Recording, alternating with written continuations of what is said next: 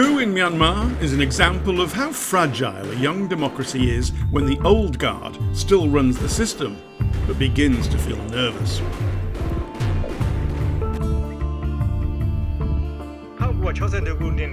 This is Myanmar's General Min Aung Hlaing.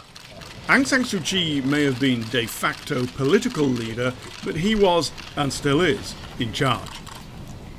Over the past 10 years, the military watched as civilian government opened up the country to the outside world and enacted social reforms. But the general had drafted a constitution guaranteeing military officers at least 25% of seats in parliament and no changes to the constitution without more than 75% of parliamentary votes. Their grip was firm. Then last March, Aung San proposed reducing the number of seats reserved for the military. That was blocked, but followed by December's landslide victory for her National League for Democracy, in which, in a different system, would have won 83% of seats, a mandate to pursue constitutional change. The military's privileges were becoming untenable. Their power and wealth were threatened. This was not part of the plan. On February the 1st, Parliament was due to sit and approve the election results. This summer, the general was due to retire to an uncertain future, running his lucrative family business. He had a choice to make. He chose a coup d'etat. Aung San Suu Kyi was arrested along with hundreds of others. In much of the outside world, her halo has slipped due to her refusal to condemn the military's killing of thousands of Rohingya Muslims, leading to 1 million people fleeing to Bangladesh.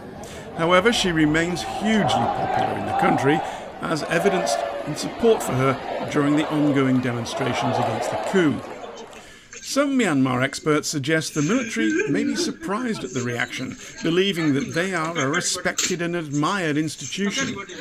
But they've gone so far, killing dozens of protesters, it's difficult to see them backing down. Threats of sanctions by leaders such as President Biden will have little impact. Besides, they retain cordial relations with neighbouring China, one of the country's largest investors. But the military junta will rule a troubled country. Even if they can quell the demonstrations, they still face simmering resentment, as well as the ongoing civil wars, which broke out upon independence in 1948. Myanmar's 54 million strong population contains dozens of ethnic groups, the largest of which is the Bamar, comprising roughly 2/3. They dominate the heartland and the power. For decades, minority armed groups have been fighting for independence or autonomy in the border regions with India, China and Thailand, notably in the states of Chin, Kachin, Shan and Kayin. The military says its rule is just for a year. It's likely to be longer, and so is the internal conflict.